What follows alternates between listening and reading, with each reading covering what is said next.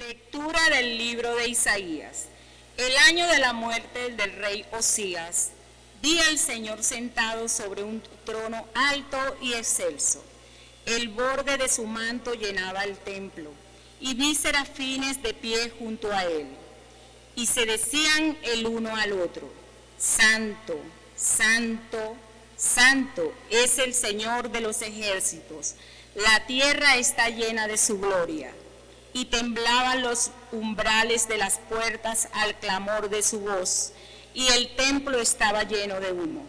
Yo dije: ay de mí, estoy perdido, yo, hombre de labios impuros, que habito en medio de un pueblo de labios impuros.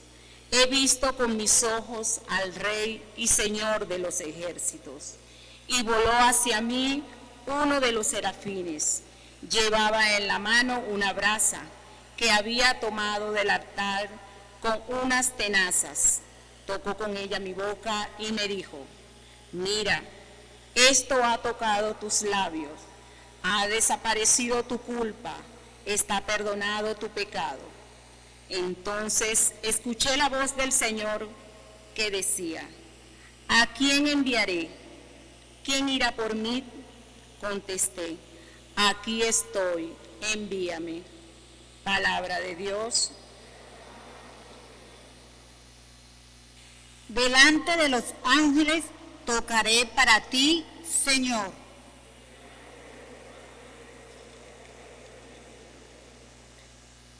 Te doy gracias, Señor, de todo corazón. Delante de los ángeles tocaré para ti, me postraré hacia tu santuario.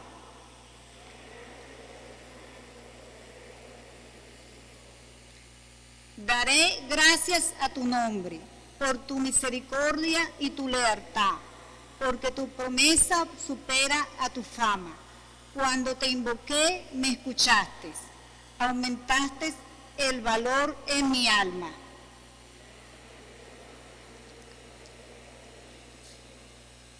Que te den gracias, Señor, los reyes de la tierra, al escuchar las palabras de tu boca.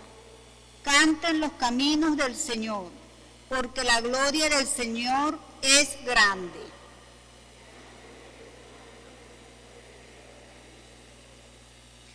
Tu derecha me salva. El Señor completará sus favores conmigo. Señor, tu misericordia es eterna. No abandones la obra de tus manos.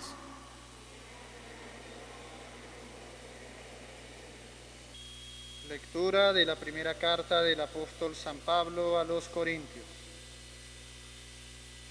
Les recuerdo, hermanos, el evangelio que les proclamé y que ustedes aceptaron, en el que están fundados y que los está salvando, si es que conservan el evangelio que les proclamé. De lo contrario, habrán creído en vano.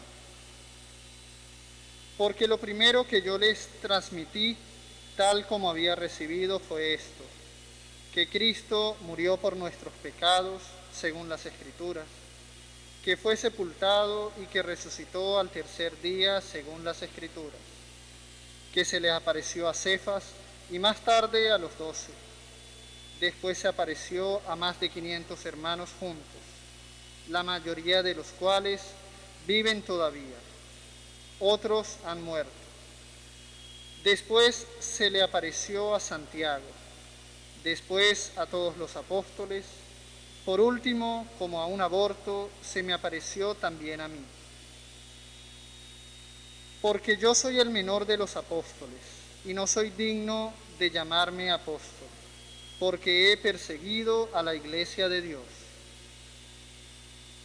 Pero por la gracia de Dios soy lo que soy, y su gracia no se ha frustrado en mí. Antes bien, he trabajado más que todos ellos, aunque no he sido yo, sino la gracia de Dios conmigo. Pues bien, tanto ellos como yo, esto es lo que predicamos, esto es lo que ustedes han creído. Palabra de Dios.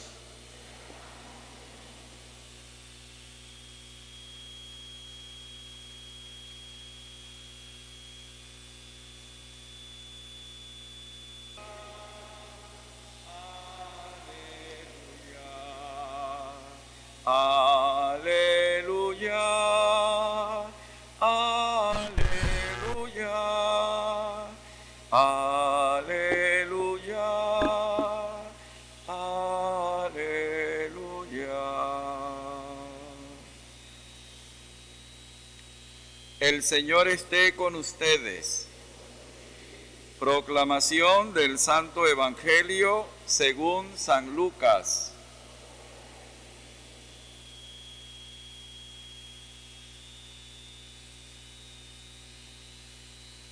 En aquel tiempo la gente se agolpaba alrededor de Jesús para oír la palabra de Dios. Estando él a orilla del lago de Genesaret, desde allí vio dos barcas que estaban junto a la orilla. Los pescadores habían desembarcado y estaban lavando las redes. Subió a una de las barcas, la de Simón, y le pidió que la apartara un poco de la orilla. Desde la barca sentado enseñaba a la gente.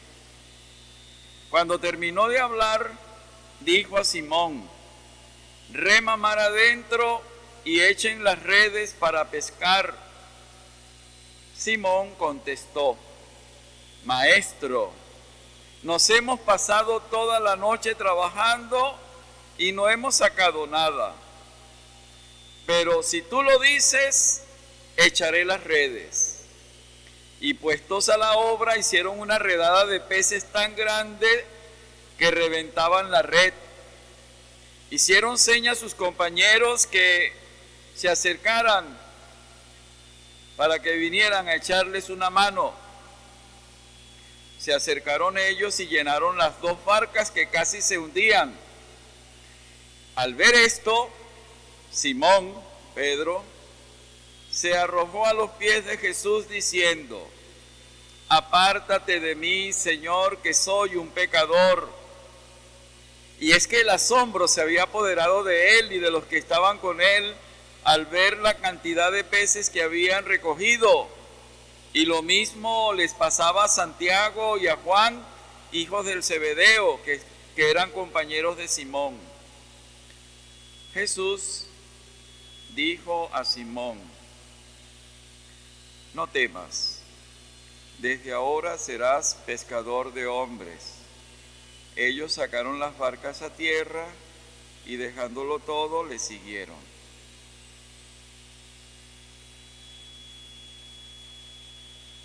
Palabra del Señor. En este evangelio hay una simbología.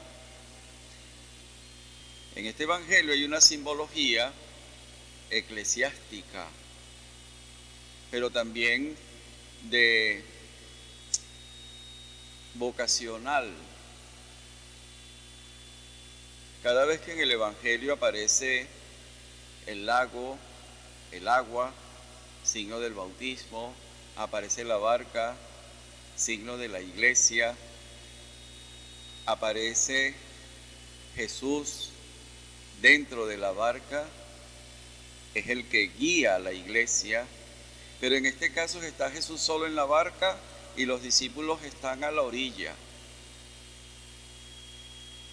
Es decir, todavía no está constituida la iglesia. Entonces una simbología que dice, bueno, Jesús en la barca va a llamar a quienes lo acompañen para ir en la barca, y los que lo acompañan para ir a la barca tendrán que pasar por el agua del bautismo y recibirán una misión. Mientras tanto, todo está en cero. Todo es simplemente anunciar la palabra. Y entonces estaba Simón, todavía no se llamaba Pedro, no le habían cambiado el nombre todavía. Estaba Simón, Santiago y Juan. Estaban allí limpiando las redes. Cuando un pescador está limpiando las redes, es que no ha agarrado nada, no ha pescado nada. Y en esos lugares de pesca, más te vale no preguntarle a un pescador en la mañanita si está limpiando las redes: Señor, ¿tiene pescado? Porque si está limpiando las redes, que no agarró nada. Está quitando las algas, la basura, pero no agarró nada. Y entonces Jesús llega allí llega un carpintero que viene de por allá de Nazaret, y pide que le presten una barca. Le prestan la de Simón. Ya Simón estaba así como, bueno, ¿y este quién es que así tan fresco agarra mi barca y se pone a predicar? Y una multitud que lo escucha. Y estuvo toda una mañana allí predicando. Y ya al final le dice, Simón, mete la barca mar adentro para pescar. Y Simón, habría pensado Simón, ¿y qué se cree este carpintero? ¿No ve que yo estoy limpiando mis redes porque no he agarrado ni una sardinita? Y a esta hora, a las 11 de la mañana, me va a venir a decir que ¿qué se ha creído él? Este carpintero viene también a darme lecciones de pesca. Entonces Simón, para dejar en ridículo a Jesús, le dice, Señor, mira, hemos estado toda la noche tratando de pescar, ni una sardina, pero en tu nombre echaré las redes. ¿Y qué pasó? Llenaron la red tanto que tuvieron que pedir ayuda a los colegas vecinos. Y entonces llenaron las dos barcas y estaban que se hundían de la cantidad de peces. Y Simón se asombró. Y entonces se dio cuenta que no estaba delante de cualquier personaje. Y la mejor muestra de que estaba frente al mismo Dios y hombre verdadero, Jesús, fue y cayó de rodillas y le pidió perdón. Señor, apiádate de mí que soy un pecador. Porque quedó asombrado. O sea, todo un esfuerzo de toda una noche para nada, y luego llega Jesús y en un santiamén les regala, porque los pescadores tampoco era que regalaban sus pescados, les regala 2 barcas llenas de peces. Por supuesto que esos peces para la multitud que había estado escuchando a Jesús. Primero lo alimentó con la palabra y ahora le alimenta con el pescado, que también es signo del alimento de vida eterna, que es la palabra de Dios. Pues bien, queridos hermanos, por eso decía yo que es una simbología eclesiástica, toda una simbología, la barca, la gente escuchando la palabra de Dios, los pescadores allí, y al final Jesús le dice, no temas, Simón, desde ahora serás pescador de hombres. Es decir, que así como el Señor ha estado toda la mañana tirando la red de la palabra para que la gente se alimentase con el pez de la palabra, pero no el pez material, así Simón ahora le va a tocar también en lo sucesivo, y ya Jesús se lo estaba asomando allí, sería el primer papa.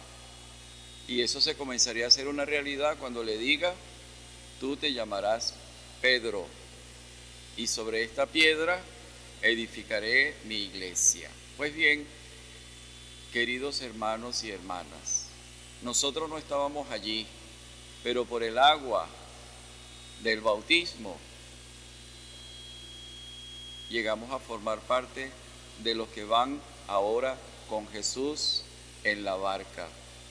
Por el agua del bautismo he recibido el Espíritu Santo, que nos ha dado la capacidad de realizar una profesión, de descubrir una profesión, de descubrir que somos amados de Dios y por lo tanto descubrir que tenemos una misión en la vida, que tenemos una misión en el mundo, que nuestra vida tiene sentido y un sentido cristiano, que hay que recorrer cada día.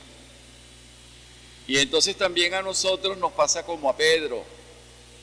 También a nosotros en un momento de la vida hacemos crisis.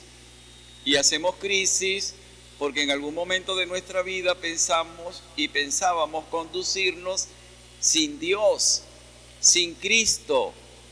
Fuimos bautizados, pero se nos olvidó lo que significaba el bautismo.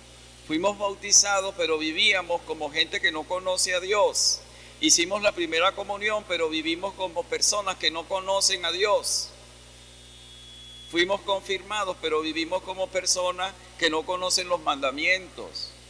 Y entonces nos hemos desenvuelto en la vida según un criterio de mundanidad.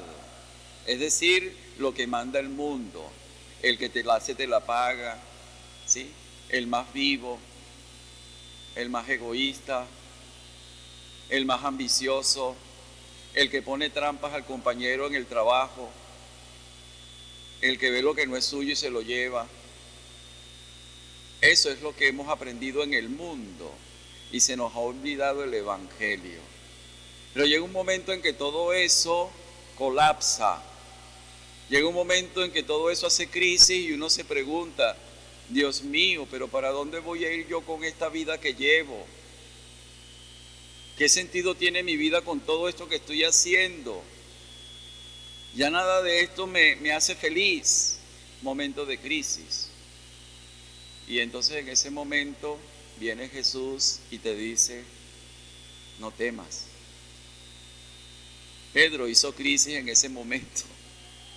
Pedro quedó asombrado. No temas, Pedro. Entonces se abre una nueva perspectiva en la vida del que descubre desde la fe a Jesús.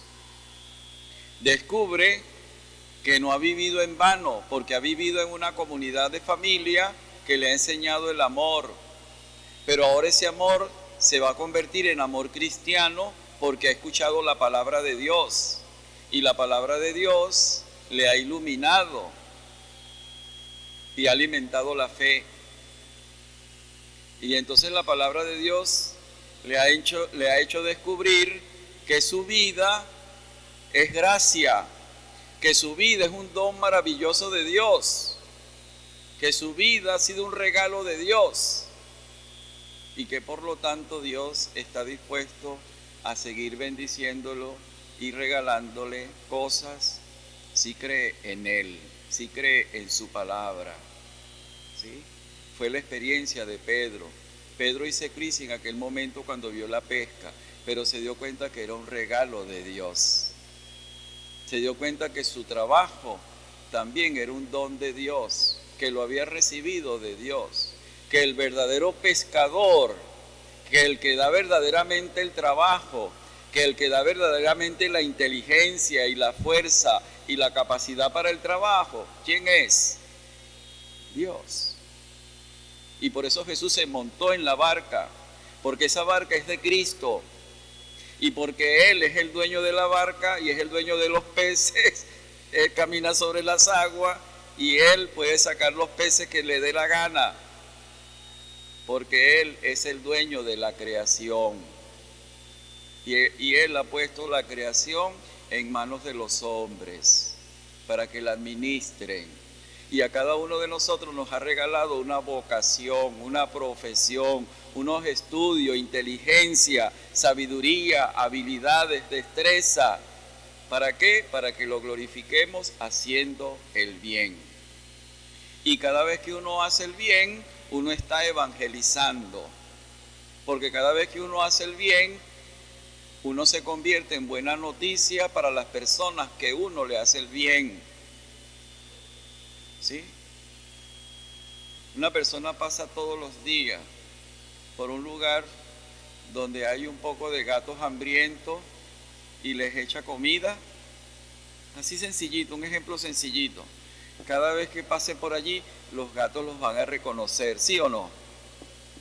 Esa es la persona que nos da comida.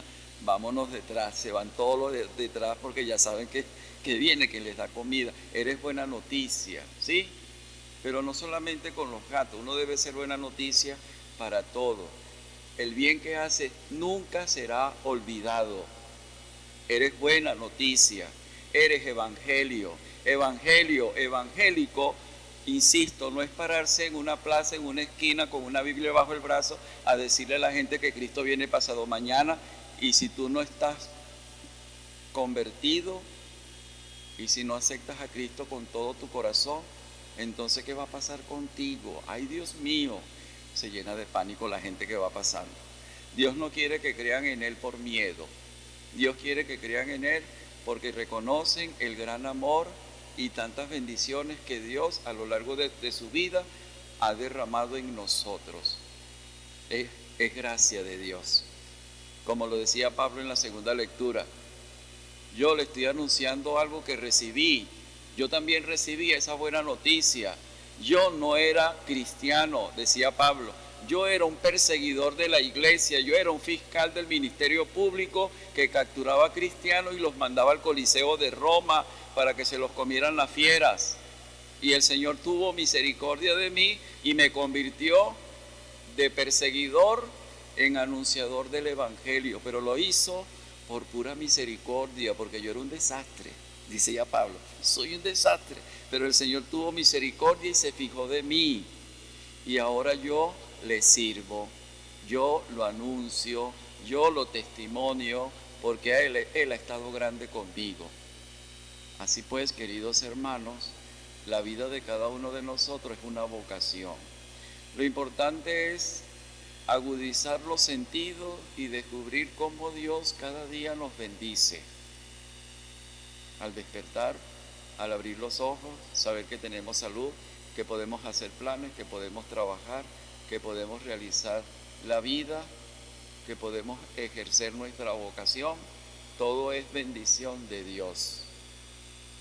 Pero cuando la gente no lo hace según el criterio de Dios, es decir, buscando lo que es bueno y lo que es justo, llega un momento en que hace crisis. Es un momento de decisión. ¿Te vas con Cristo? ¿Caminas con Cristo? ¿O sigues con tus redes vacías? Te pasas la vida limpiando las redes, defraudado, triste, desanimado, frustrado.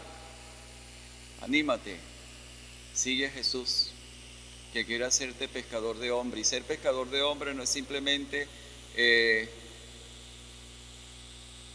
vamos a construir una red para cazar hombres, sino que ser pescador de hombres es dar testimonio del amor de Cristo, porque ese mensaje se hace atrayente para que Él lo escuche. Es decir, hacerte buena noticia. Cuando te haces buena noticia, estás siendo pescador de hombres. Pidamos pues al Señor que nos concede esa gracia, que en nuestra vida de cada día sepamos lanzar las redes con la palabra de Dios, pero hecha vida en nosotros. Por Jesucristo y en el nombre de Cristo, que vive y reina por los siglos de los siglos.